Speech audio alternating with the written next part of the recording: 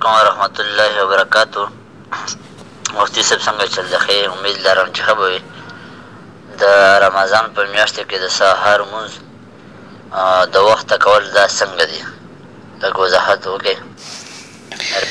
ملګري سوال کړی دی چې د رمضان په میاشت کې د سحر لمونځ خلک د وخته کوي، آیا دا جایز دی که نه؟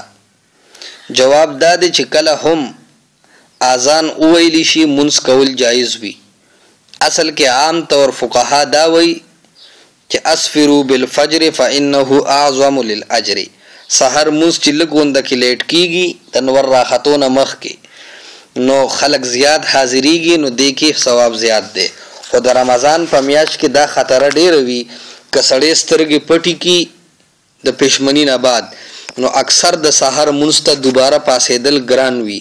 که د دې د وجې یو محلې والا په اتفاق سره داسې فیصله وکړي چې بانک پسې به له 7 منټه فوراً جومات ته راجمع کېږو، لمونځ به کوو، بیا به وده کېږو، نو د رمضان المبارک په میاشت کې د سحر لمونځ د وخته کول جایز دی، بلکې بهتر دی چې خلک جماعت کې زیات شامل شي. فتاوا محمودیه جلد 1 صفحه 162.